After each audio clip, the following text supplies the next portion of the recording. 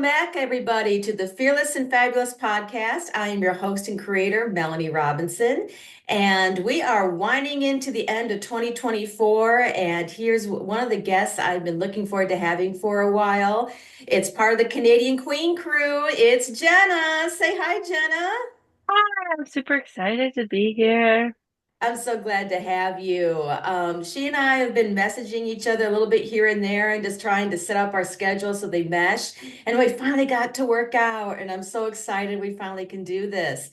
So, Jenna, why don't you just introduce yourself a little bit to our listeners and let us know what makes Jenna Jenna? My name is Jenna Kedy, and I am 20 years old, and I am from Nova Scotia, Canada, so all the way on the East Coast, surrounded by the Atlantic Ocean.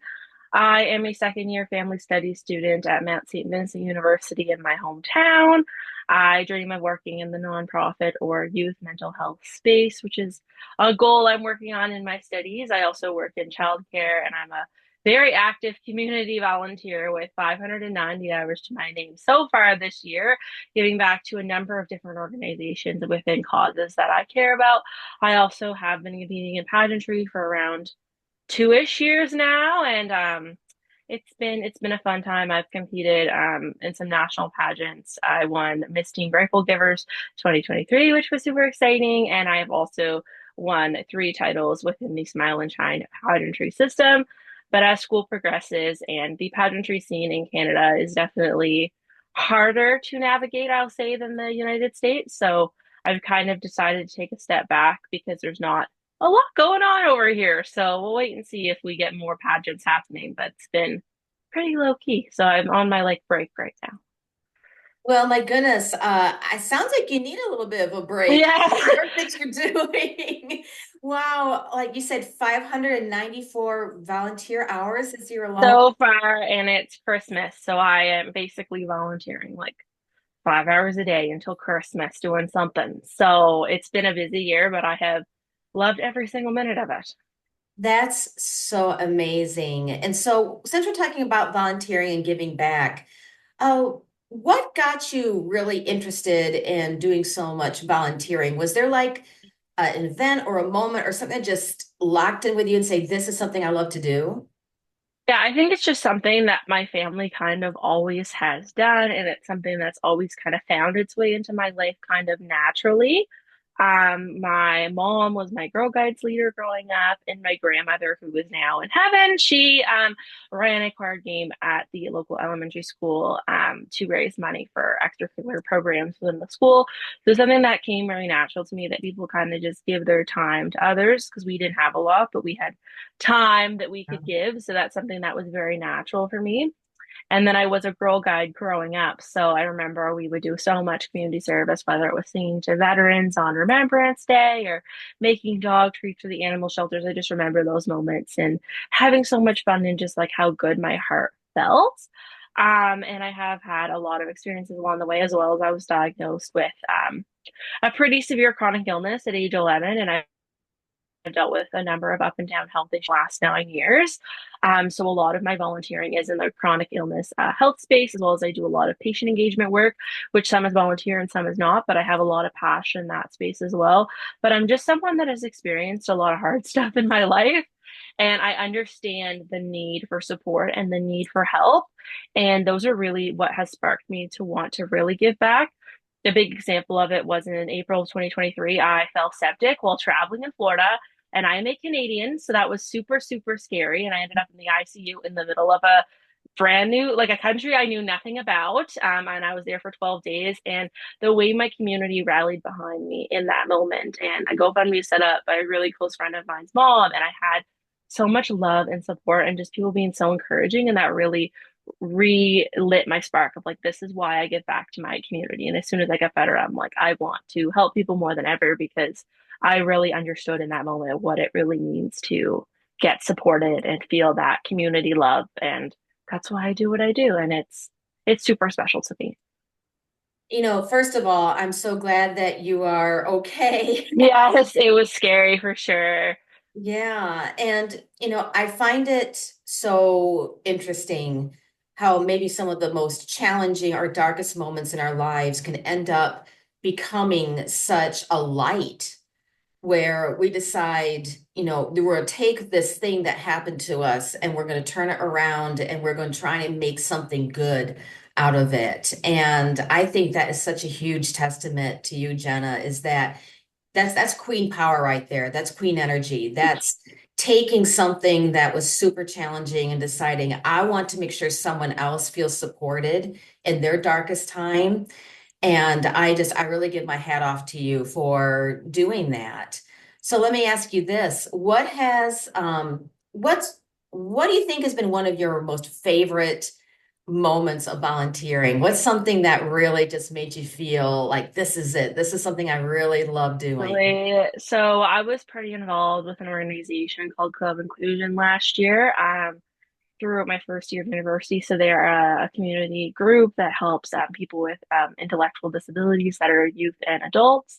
And they do like employment training, cooking classes, life skills programming. They have boxing team. There's kind of a little bit of everything going on in that organization.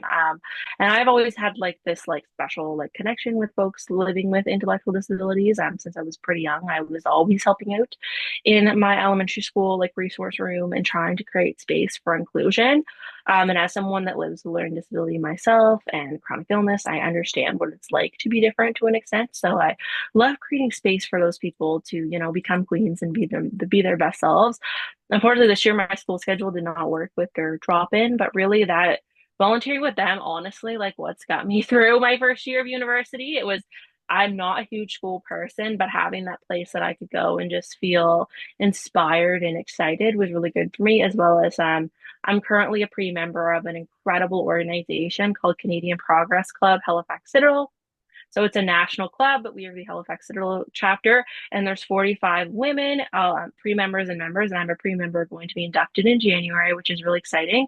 And we fundraise and volunteer with organizations in our city that support women and children. So we fundraise through signature events, smaller events, as well as just volunteering lots in our community at different children and women events. And being a part of like just a group of women that truly cares about our community and truly cares about each other has just been super, super special. So I've really loved that moment to be able to community build.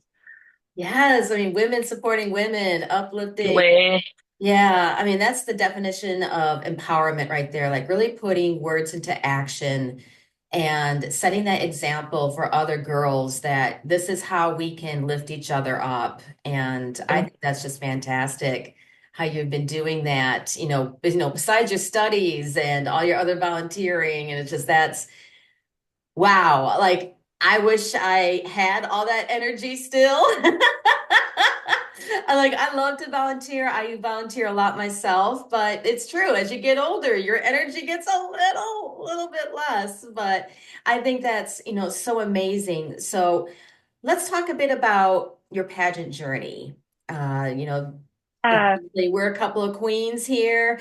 What is it that got you into pageants to begin with? What drew you to it? yeah, so pageants are not that big of a thing in Canada, specifically where I live. It's gotten a lot better recently as Smile and Shine Pageantry is an Atlantic Canadian in-person national pageant system for all ages that was established in January that I've been very much involved with, and I absolutely love our director, Michaela, through that system. But before that, I was also involved in pageants.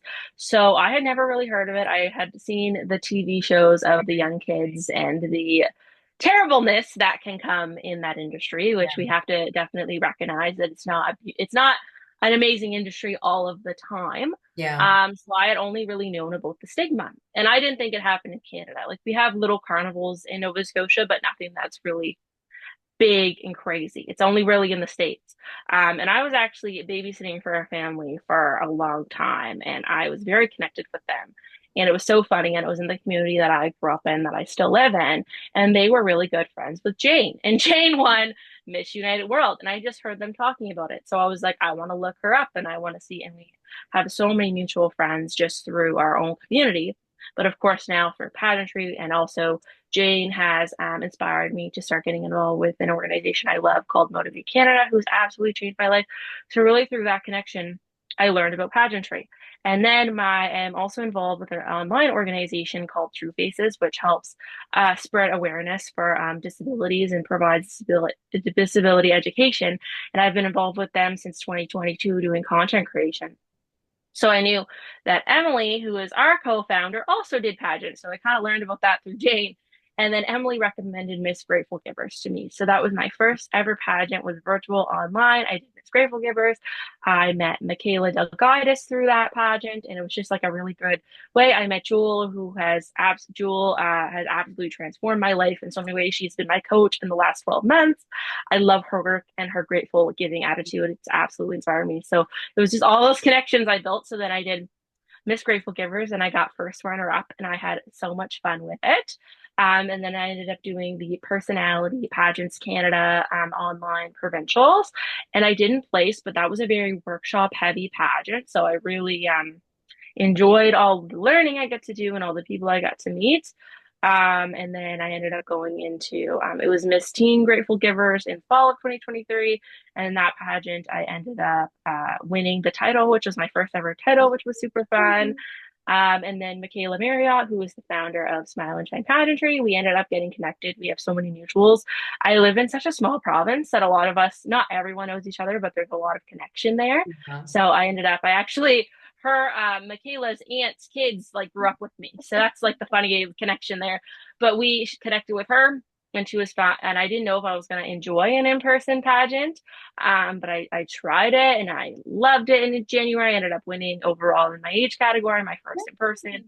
I was like 1 point away from top, and then this year I took on a judging role. So I really learned how that can be Mhm. really hard to get top points. So that was super fun. So now I've competed in 5 of Michaela's pageants. And this year I really, really wanted to go to the national, international level. Like I worked with Jewel, I manifested, I was really working hard on it.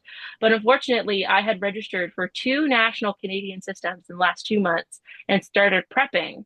And that both of the pageants have now gotten canceled. So that's the downfall of it. The 2 national Oh, systems that feed into international systems. I was really excited about it. They both ended up getting canceled for different reasons, which is super, super unfortunate. And I personally am not in the financial or I don't feel like emotional space to go to an international pageant before I try a national, just because it's a huge step. Like Smile and Shine is just Atlantic Canada. It's very like fun and like natural, where yeah. obviously the bigger pageants are more serious, which I totally feel like I'm ready for this space and I've wanted to be there for a while and I've worked hard to be there. But right now it's just not aligning, but maybe someday. But I admire everybody who's Absolutely. out there killing it. Yeah, and I think there is something about, especially, women like us and like-minded women who are very much focused on giving back to others, where pageantry can be such a great space to raise awareness for our platforms and what we care about. And so that's definitely the plus side of it. And then the sisterhood that you make. And you mentioned like all the different people who you connected with, who I have It's so many connected with friends. as well. Yes. And it is a small world in pageantry, and that can be a really wonderful, empowering thing, but it also can be a very discouraging element too. Have you ever dealt with any negativity or discouragement within the pageantry world? When my pageants got canceled was definitely really hard. And there's a lot of, I feel like right now, there's a lot of stuff going on like behind the scenes that I don't have no business knowing about nor want to know about. But I'm getting vibes from certain people, not certain people, but certain systems that just are like not my thing, which is Yeah. totally valid and totally okay. But it definitely seems like I definitely feel like I have imposter syndrome every day of my life. I actually got to represent Canada at a summit with 190 countries in September, which was wild and amazing. I had imposter syndrome the entire time. I am presented with so many opportunities in my life, and I'm very humble and I'm so grateful. Sometimes I see my self worth and I work on it, but I'm like, why me? Like, I'm just a girl, but I I love what I do. I'm just incredibly like humble and grateful, but I'm just like that's kind of where my space comes in of like imposter syndrome. But I find the pageants that I've been actually involved in that have not gotten canceled have been very inspiring, and I've had all positive experiences, which I think is really lucky because some people don't. Yeah. And I think part of it is just really finding a system that aligns with you and what you're about. And If even if you end up being in a pageant that doesn't really click with you, there is something to be gained from it. You can learn from that experience as to, okay, I know what doesn't work for me. And then, 100%. yeah, and it makes you root in into more like, this is the system I want to align myself with. This is what I believe in. It's definitely overwhelming though, for sure, when you're a newbie and you're like, why? There's like so many things. But in Canada, I feel like we're at a point now that we have very slim pickings for what you can do. And also in my case, you have to get on a plane and fly somewhere to even compete nationally, which is not, we don't have provincial, like we don't have that. So it's definitely a little bit more challenging to like find your way. Yeah. So you mentioned imposter syndrome, which I think so many of us have that, right? Like I have dealt with that myself. What do you, and this is just your own opinion, obviously. Like, why do you think so many women tend to deal with imposter syndrome? Because it's something where I don't really hear a lot of men talk about this. Maybe a lot of them feel it, they just never really talk about it, but it just seems that overall men tend to go for goals a lot more with enthusiasm, with gusto, just kind of a go for broke attitude, where women tend to be a lot more careful about going for a goal unless they feel they can actually get it.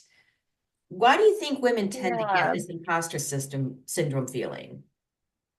In general, like for women across the board, I think it's a lot of the misogynistic values that are in our society still very much wherever I find North America, like where I'm from, like it's a lot of like you can't be, there's still that stigma of like you can't make more money than your husband. You can't have Yeah. more goals than there's just that kind of thing, which I find really, it's really not, it's not it. I like that people are kind of getting away from that, but I think a lot of that is why a lot of women tend to still struggle, but it's also just that I think that's also the caring mindset because it's like I'm pushing for all of this for myself, but also like I should be looking after other people, and it can be a really hard balance. But I also want to preface and say I think there's a lot of men, like men's mental health month just happened in November, and I think there's a lot with men too, with this like toxic masculinity that happens and like social media in a Mhm. lot of senses. I think it has made that worse. I see that in,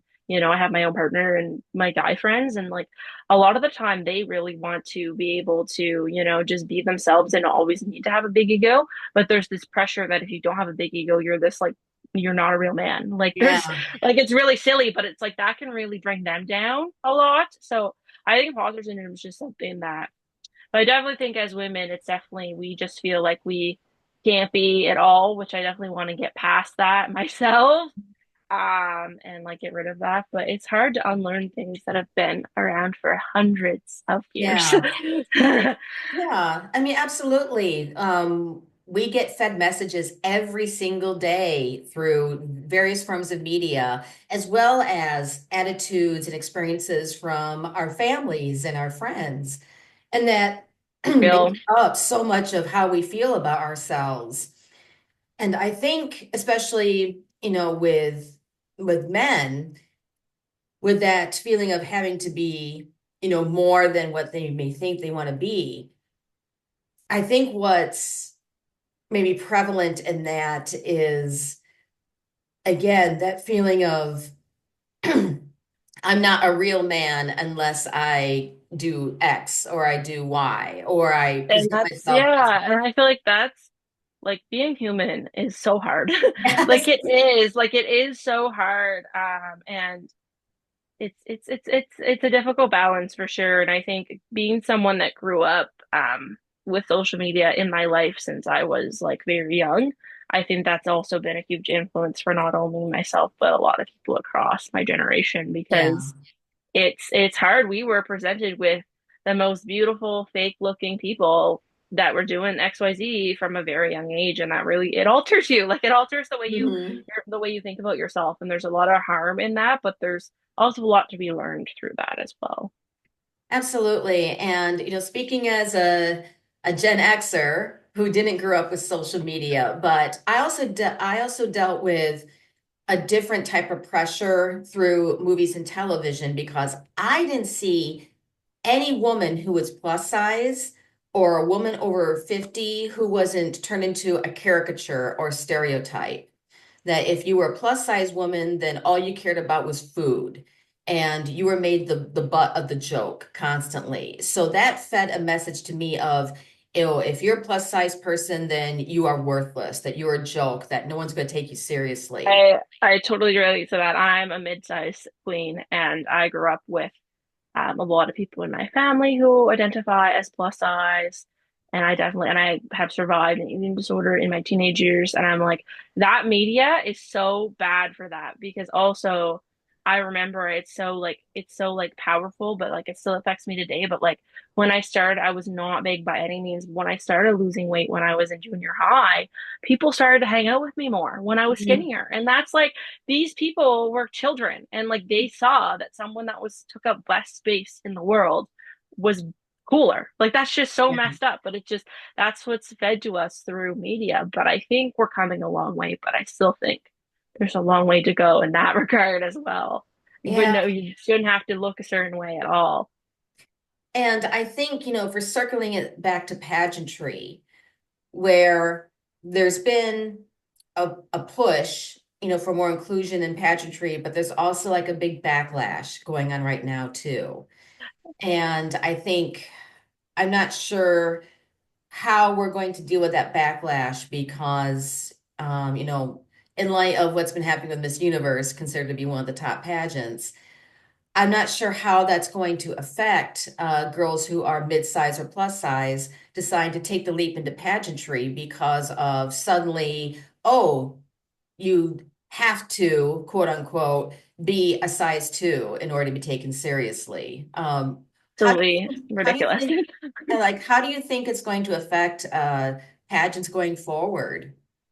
Think in Canada, it's definitely a very tricky waters because we have had so many pageants get canceled or postponed, or a lot of people are taking years off. A lot of it is to do with folks not wanting that.